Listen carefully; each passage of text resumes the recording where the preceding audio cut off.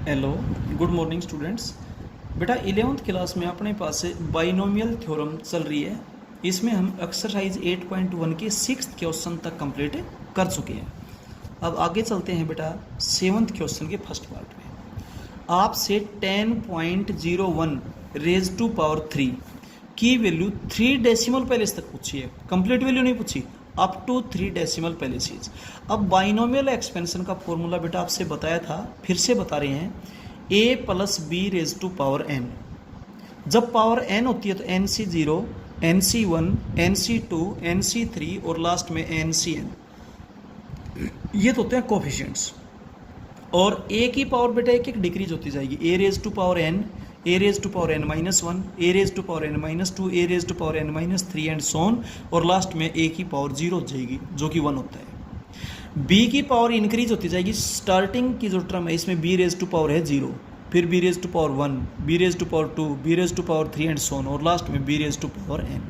तो बेटा ये तो था आपको समझाने का, याद रखवाने का तरीका। अब आप इसको डायरेक्ट याद करें, a plus B raise to power n is equals to nc0 a raise to power n plus nc1 a raise to power n minus 1 into B plus nc2 a raise to power n minus two B square. याद रखने का और तरीका बताएं, जो यहाँ पर आप नीचे टर्म लिखते हो ना वो b की पावर होगी, b raise to power 0, b raise to power 1, b raise to power 2, b raise to power 3 और b raise to power n।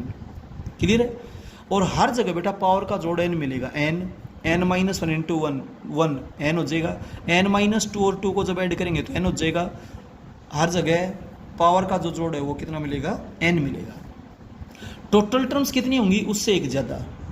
Power n है तो टोटल टर्म्स n प्लस 1 होंगी, क्योंकि 0 से स्टार्टिंग होती है, nc0, nc1, nc2 और यूँ चलते चलते लास्ट में ncn। ठीक है? 10.01 का क्यूब, इसको लिखेंगे 10 प्लस 0.01 का whole cube. a plus B के होल क्यूब का जब आप फॉर्मूला लिखेंगे यहाँ पे, तो आपके पास बेटा बाइनोमियल थ्योरम यूज करनी है, अदरवाइज तो हम a cube plus B cube plus 3a square B plus 3ab square भी लगा सकते हैं, but by using binomial theorem. Binomial theorem का जब यूज करेंगे तो 3 पावर है, ध्यान दिए, तो टोटल टर्म्स 4 होंगे। 3c0 10 raise to power 3 plus 3c1 फिर 3c2 फिर 3c3 10 रेज टू पावर 3, 10 का तो स्क्वायर हो जाएगा, फिर इसकी पावर 1 हो जाएगी बेटा, 10 की पावर 1 हो जाएगी, इसका होल स्क्वायर हो जाएगा, अगली टर्म इसका क्यूब हो जाता 3 से, लेकिन वो हमने नहीं लिखी। क्यों नहीं लिखी? क्योंकि जो रिजल्ट है वो बेटा 3 डेसिमल प्लेस तक ही पूछा गया है। जब आप इसको सोल्व करेंगे तो 3 डेसिमल प्लेस तो अपने आप पूछ जाएंगे। 3c0 बेटा 1 होता है, ध्यान रखिए, जब नीचे 0 होना तो उसकी वैल्यू 1 होगी, चाहे यहाँ पर कुछ भी हो। 10 का क्यूब बेटा 1000 हो जाएगा, प्लस 3c1 3 होगा, जब यहाँ पर 1 हो ना तो इसकी वैल्यू वही होगी जो यहाँ पर ऊपर नंबर है बेटा। ठीक है? और 10 का स्क्वायर हो जाएगा 100, 0.01 का मतलब भी 1/100 होता है, 100 से 100 कैंसिल हो जाएगा, प्लस 3c2 को बेटा 3c1 भी कह सकते हैं, क्योंकि एक फॉर्मूला होता है, हम आपको ऑलरेडी बता चुके हैं, NCR is equal to NCN minus R, ये दोनों इक्वल होते हैं। दूसरा एक फॉर्मूला ये होता है बेटा, NCR is equal to factorial of n, factorial of n up to r places divided by factorial of r।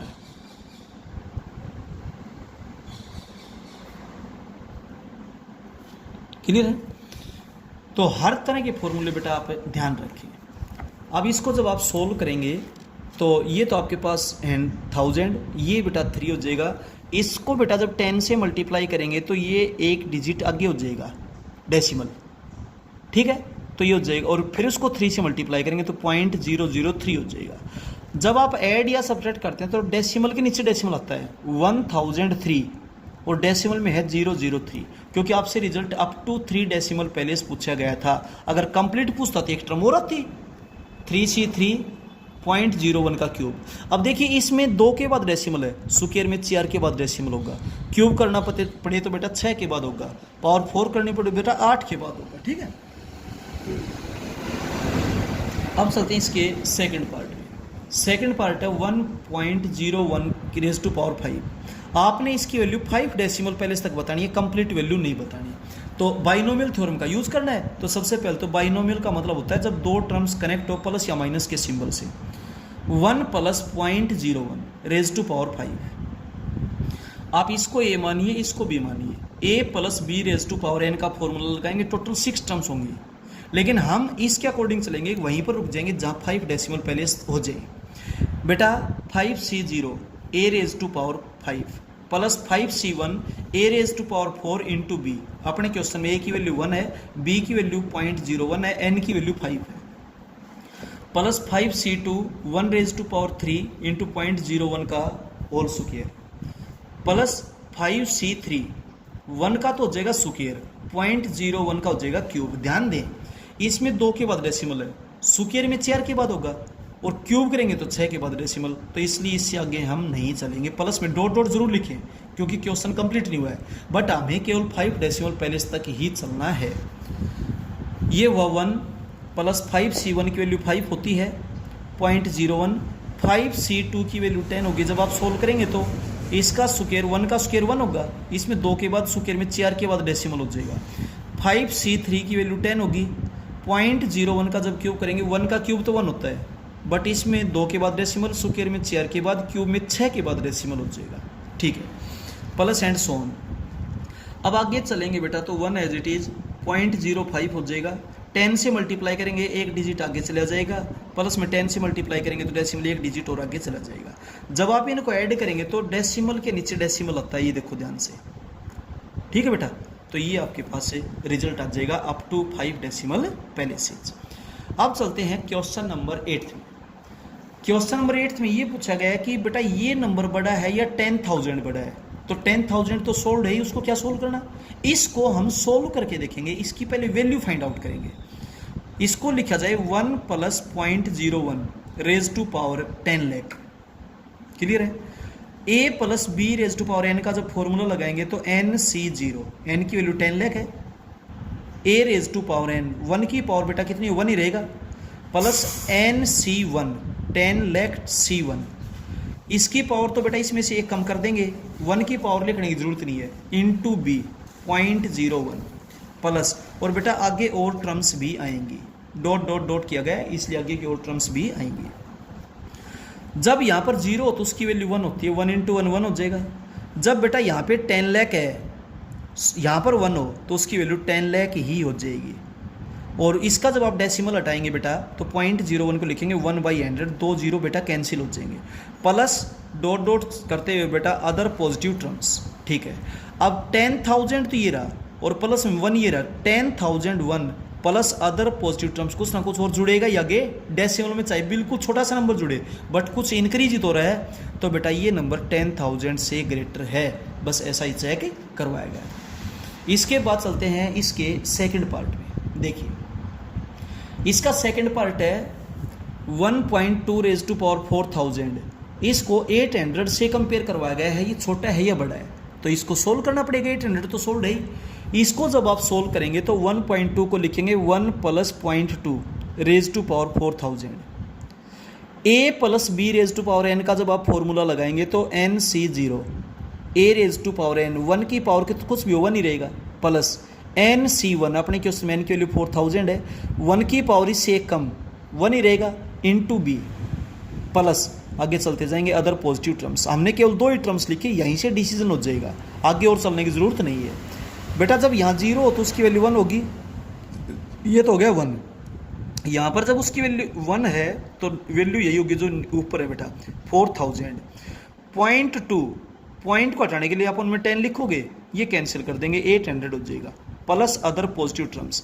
800 plus 1, 801 plus other positive terms होगी, तो ये नंबर 800 से बड़ा होगा, क्योंकि आगे कुछ भी डेसिमल की चाहे बिल्कुल छोटा सा नंबर जुड़े, लेकिन जुड़ तो रहा है, कुछ इंक्रीज ही हो रहा है, डिक्रीज तो नहीं हो रहा, इसलिए बेटा ये नंबर 800 से बड़ा होगा। अब चलते हैं क्वेश्चन नंबर 9 में, ध्यान से देखिएगा। क्वेश्चन नंबर 9 में क्या बोलता है, let the binomial expansion is.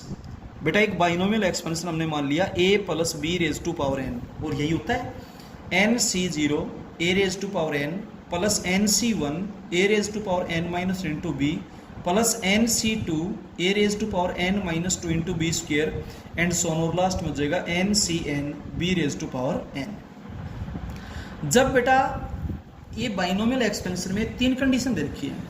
एक तो ये कहा कि इसकी फर्स्ट टर्म 1 है, ये रही भाई इसकी फर्स्ट टर्म को 1 के इक्वल लिखो, N C zero A raise to power N is equal to 1। जब यहाँ 0 होता है उसकी वैल्यू 1 होगी, 1 into A raise to power N is equal to 1। 1 को 1 की पावर एन लिख सकते हैं। जब दोनों तरफ पावर सेम है, बीच में इक्वल का सिंबल है, तो बेस भी सेम ही होगा, तो बेटा ए की वैल्यू 1 होगी। ठीक है, फिर इसने ये कहा कि सेकेंड टर्म 10 है, इसकी सेकेंड टर्म ये रही भाई, N C one A raise to power N minus into B की वैल्यू 10। ए की वैल्यू हम फाइंड आउट कर चुके हैं 1, ए की जगह 1 पुट कर दीजिए, एन सी वन की वैल्यू एन होगी। ए की जगह जब आप 1 पुट करेंगे, इसकी पावर एन माइनस 1 है, तो बेटा ये हो जाएगा into B is equal to 10। तो बेटा जब आप इनको सोल्व करेंगे तो N B is equal to 10। Clear है। इसके बाद जो थर्ड टर्म है, थर्ड टर्म आपको क्या दे रखी है, देखिए N C two A raise to power N minus two into B square. Third term N C two A raise to power N minus two B square, A की value 1 है, put करेंगे 1 की पावर कुछ 1 ही रहेगा। N C to आपको बता रखा है एन का फैक्टोरियल 2 पहले तक, N into N minus 1 upon 2 का फैक्टोरियल, ये 1 है, B square is equal to 40। ये बचे आपके पास। अब आप ध्यान दें, हमारे पास एन बी की वैल्यू अवेलेबल है, तो बी स्क्वेयर है ना, एक बी को तो यहाँ मल्टीप्लाई कर दो, एक बी को यहाँ मल्टीप्लाई कर दो, बी स्क्वेयर हो गया भाई। एक बी को जब आप यहाँ मल्टीप्लाई करेंगे तो आपके पास हो गया एन बी, और एक बी को यहाँ मल्टीप्लाई करें तो आपके पास हो जाएगा N B minus B is equal to 80। N B की वैल्यू 10 आप पुट कर दीजिए, 10 into 10 minus B is equal to 80। ये 10 जो डिवीजन मल्टीप्लाई में है उसको उधर डिवीजन में लाइए, 10 माइनस बी की वैल्यू 8 हो जाएगी। ये 10 इधर पॉजिटिव है, इधर आकर के नेगेटिव हो जाएगा, तो माइनस बी की वैल्यू -2, माइनस से माइनस कैंसिल कर देंगे, बी की वैल्यू 2 आ जाएगी। अब बी की वैल्यू 2 आप यहाँ सेकंड में पुट करें, फ्रॉम सेकंड के लिए लिखा हुआ है। बी की वैल्यू जब आप 2 पुट करेंगे तो 2 मल्टीप्लाई तो उसको डिवाइड में भेज दें, एन की वैल्यू 5 होगी। ए आपके पास हो गया, बी आपके पास हो गया, एन आपके पास हो गया। The binomial expansion is A plus B raise to power N. A क्या है 1, बी क्या है 2 और एन क्या है 5। तो बेटा ये आपके पास बाइनोमियल एक्सपेंशन है 1 प्लस 2 रेज टू पावर 5। वैसे हम इसको 3 रेज टू पावर 5 कर सकते, लेकिन बाइनोमियल 2 टर्म्स की सम की फॉर्म में आपने इसको दिखाना है। इसके बाद चलते हैं हम इसके 10th क्वेश्चन में। ध्यान से देखिए, इस एक्सरसाइज का बेटा जो 10th क्वेश्चन है, इसने ये कहा कि आप बाइनोमियल थ्योरम का यूज करते हुए ऐसा प्रूव करो कि ये नंबर 49 से डिविजिबल है। This number is divisible by 49। हालांकि हम इनको पीएमआई मेथड से प्रूव करते थे, बट क्लियर लिखा हुआ है बाई यूजिंग बाइनोमियल थ्योरम। तो बाइनोमियल थ्योरम का यूज करते हुए जब आप इसको प्रूव करेंगे तो सबसे पहले तो हम एक फॉर्मूला जानते हैं, a plus B raise to power N is equal to N C zero A raise to power N plus N C one A raise to power N minus into B plus N C two A raise to power N minus 2 into B square and so on चलते जाएंगे, और last में N C N B raise to power N. ठीक है, आप इसमें बेटा मैं ए की जगह 1 पुट कर रहा हूँ। कोई भी क्वेश्चन जब भी इस टाइप का पूछे ना तो आप ए की जगह 1 पुट कर देना, तो 1 प्लस बी की पावर एन क्या हो जाएगा, जहाँ पर ये वहाँ पर 1 पुट करो, और 1 की पावर कुछ भी हो 1 ही रहेगा, उसको तो लिखने की जरूरत ही नहीं है। तो बेटा ये रिजल्ट आपके पास, तो ये आपको बुक में अलग से फॉर्मूला मिलेगा, इसको अलग से रटने की जरूरत नहीं, वहीं से बना हुआ है। क्लियर है। अब सुनिए क्वेश्चन है, वहां पर ध्यान दें। 2 रेज टू पावर 3, बेटा 2 रेज टू पावर 3 क्या होता है, 8 होता है। 2 रेज टू पावर 3 होता है वो 8 होता है भाई, और 2 रेज टू पावर 3 8 होता है। बेटा 8 कब बनेगा, ये 8 कब बनेगा, जब b की वैल्यू क्या पुट करोगे, 7 पुट करोगे। तो भाई आप b की वैल्यू बेटा 7 पुट कर दो। जब आप b की वैल्यू 7 पुट करेंगे तो आपके पास बेटा 8 raise to power n, n C zero plus N C one into 7 plus N C 2 into 7 का स्क्वायर, जहाँ पर b है वहाँ पर 7 पुट कर दिया। क्यों किया, क्योंकि क्वेश्चन को देखिए 2 रेज टू पावर 3, हम इसको 8 बनाना चाहते हैं। ठीक है जी, 8 बनाना चाहते हैं बेटा हम इसको। ठीक है, अब देखिए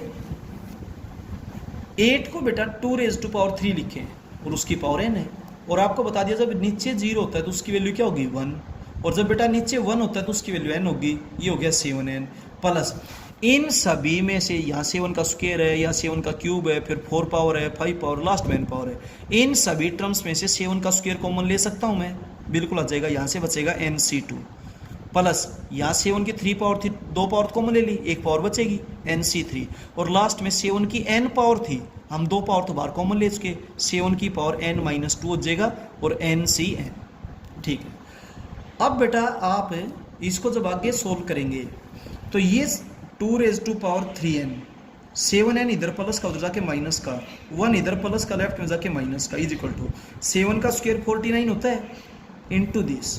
ठीक है, अब इस नंबर को मैंने 49 multiply by some natural number लिख दिया, क्योंकि NCR को कभी भी आप सोल्व कर लेना, रिजल्ट कभी भी फ्रैक्शन में नहीं आएगा, हमेशा एक नेचुरल नंबर आएगा। तो बेटा ये कोई भी एक नेचुरल नंबर है, तो मैंने इसको 49 मल्टीप्लाई बाई नेचुरल नंबर लिख दिया, तो यानी कि 49 इसका एक फैक्टर है, यानी कि ये नंबर 49 से डिवाइड होता है। जैसे 15 है, 15 को 3 मल्टीप्लाई 5 लिखेंगे, तो यानी कि 15 3 से डिवाइड होता है। तो बेटा ये number 49 multiply some natural number है, तो इसका मतलब ये नंबर 49 से डिविजिबल है, ये नंबर 49 का मल्टीपल है, या 49 इसका फैक्टर है। कैसे बोल सकते हो बेटा, प्रोसेस यही होता है, दिस इज डिविजिबल बाई 49। इसके बाद बेटा 11th क्वेश्चन बिल्कुल सेम एज इट इज है। We have to prove that 11 raise to power n plus 2 plus 12 raise to power 2n plus 1 is divisible by 133। बिल्कुल ऐसा ही क्वेश्चन बेटा, इसको आप खुद ब खुद कर लेंगे। अब हम चलते हैं एक्सरसाइज 8.2 में। बेटा एक्सरसाइज 8.2 में चलने से पहले आपको एक बार थोड़ा सा 10th का टॉपिक याद दिलाएं। 10th में बेटा एपी का टॉपिक होता था। एपी के अंदर जनरल टर्म, आप कौन सी टर्म को बोलते थे, nth टर्म को। nth टर्म को जनरल टर्म कहा जाता है एपी में। इन ए बाई, तो सबसे पहले तो बेटा मैं बाइनोमियल एक्सपेंशन लेकर चलता हूँ, a plus B raise to power n is equals to NC0 a raise to power n, और b नहीं है तो यहाँ पर b की पावर 0 होगी, प्लस NC1 a की पावर तो बेटा एक एक डिक्रीज होती चली जाती है, ध्यान से देखो, और b की पावर एक एक इंक्रीज होती चली जाती है। ठीक है, तो आप इसको ऑब्जर्व कीजिए, टोटल टर्म्स n प्लस 1 है, total number of terms n plus 1 है। ठीक है, general term r plus 1th term कही जाती है, ध्यान दीजिए। बाइनोमियल एक्सपेंशन में general term r plus 1th term होती है। जैसे एपी में nth टर्म को आप जनरल टर्म बोलते थे, और एपी में nth टर्म का फॉर्मूला होता था a plus n minus 1 into D. A का मतलब फर्स्ट टर्म और डी का मतलब कॉमन डिफरेंस। इसमें general term r plus 1th term कही जाती है, और जनरल टर्म का फॉर्मूला कैसे बने ये आप डायरेक्ट याद कर लेना, लेकिन कैसे बना वो मैं आपको समझाता हूँ। देखिए, फर्स्ट टर्म में यहाँ पर 0 है, सेकेंड टर्म में यहाँ पर 1 है, थर्ड टर्म में यहाँ पर 2 है, मतलब एक कम है, तो r प्लस 1th टर्म है, तो इससे एक कम करेंगे तो r हो जाएगा, तो NCR, यहाँ पर NC0, NC1, NC2, NC3। देखिए, जब यहाँ पर 0 है तो a की पावर n माइनस 0, जब यहाँ पर 1 है तो a की पावर n माइनस 1, जब यहाँ पर 2 है तो a की पावर n माइनस 2, तो यहाँ पर जब r है तो a की पावर n माइनस r, यहाँ पर 0 है तो b की पावर 0, यहाँ पर 1 है तो b की पावर 1, यहाँ पर 2 है तो b की पावर 2, यहाँ पर जब n है तो b की पावर n, तो यहाँ पर जब r है तो b की पावर r होगी। तो इसको ऑब्जर्व करते हुए हमने r प्लस 1th टर्म बेटा यहाँ पर लिख दिए। ये फॉर्मूला आपको परमानेंट याद रहे। ठीक है, इसके बाद जिक्र आता है मिडिल टर्म का। मिडिल टर्म, अब जैसे मान लीजिए आप क्लास में बैठे हैं, आप अपनी रो में 11 स्टूडेंट्स हैं, 11 स्टूडेंट्स यानी कि ओड, तो बेटा 5 आगे छोड़ दीजिए, 5 पीछे छोड़ दीजिए। जो 6th स्टूडेंट है वो मिडिल है या नहीं है भाई, अगर आप अपनी रो में ओड स्टूडेंट्स हैं तो, और अगर अपनी लाइन में इवन स्टूडेंट्स हैं, आपकी लाइन में 10 स्टूडेंट्स बैठे हुए हैं, तो 10 स्टूडेंट्स बेटा 4 आगे छोड़ दीजिए, 4 पीछे छोड़ दीजिए। 5th और 6th जो स्टूडेंट है वो मिडिल स्टूडेंट्स होंगे। अब जिक्र आता है मिडिल का, तो मिडिल टर्म और middle terms in the binomial expansion, तो भाई 2 केस होंगे, एक में तो जब n इज इवन और दूसरे में जब n इज ओड। ठीक है, जब n इवन है तो एक बात तो आप जानते हो, तो टोटल टर्म्स तो उससे एक ज़्यादा होती है, और टोटल टर्म्स उससे एक ज़्यादा होगी तो नंबर ऑफ टर्म्स ओड होगी कि नहीं होगी भाई। यहाँ पर आप लिख भी सकते हैं, इसका मतलब number of terms is odd, that is total terms, total terms आपके पास n प्लस 1 होंगी। ठीक है, और जब n इवन है तो n प्लस 1 क्या हो जाएगी, ओड हो जाएगी। तो नंबर ऑफ टर्म्स ओड हो जाएगी आपके पास। और नंबर ऑफ टर्म्स जब ओड है तो मिडिल टर्म एक होगी और वो होगी n/2 + 1। एग्जाम्पल देकर बताइए। देखिए आप n की वैल्यू सपोज करो 8 ले लो, 8 ले ली, 8 ले ली तो बेटा टोटल टर्म्स कितनी होंगी? 9 होंगी। 9 होंगी तो 4 आगे छोड़ दो, 4 पीछे छोड़ दो, 5वीं टर्म मिडिल होगी, 5वीं मिडिल हुई ना, ध्यान रखिएगा। n के लिए क्या ली थी आपने? 8, n के लिए 8 यहाँ पुट करो, 8/2 4, 4 + 1 5, 5th टर्म ये मिडिल और कौन सी है? इसके बाद जब n ओड है तो बेटा नंबर ऑफ टर्म्स, तो नंबर ऑफ टर्म्स आपके पास n + 1 है, ठीक है। तो नंबर ऑफ टर्म्स क्या हो जाएगी? इवन हो जाएगी, ठीक है। और जब नंबर ऑफ टर्म्स आपके पास इवन है तो बेटा मिडिल टर्म्स 2 होंगी, ठीक है। जब नंबर ऑफ टर्म्स इवन है, जैसे आपकी लाइन में नंबर ऑफ स्टूडेंट्स इवन है तो 2 मिडिल स्टूडेंट होंगे, यहाँ 2 मिडिल टर्म्स होंगी, n + 1/2th, n + 1/2 + 1th। मैं समझाता हूँ बेटा। n की वैल्यू आप कुछ भी ले लीजिए, मैंने 7 ले ली फॉर एग्जाम्पल, 7 ले ली तो टोटल टर्म्स कितनी होंगी? 8। और जब 8 है तो बेटा 3 आगे छोड़ दो और 3 पीछे छोड़ दो, 6 छूट गए। तो बेटा चौथा और 5वां जो स्टूडेंट है वो मिडिल स्टूडेंट है, चौथा और 5वां। जब n की वैल्यू आपने 7 ली थी उस टाइम पे, तब n की वैल्यू आप 7 यहाँ पुट करो, 7 + 1/2 4th, और 4 ये हो गया और 1 ये हो गया 5th, तो 4th और 5th बेटा मिडिल टर्म्स हैं। तो याद रखने का तरीका बताऊँ, जब इवन है तो यानी कि 2 से भाग जाता है, n/2 + 1।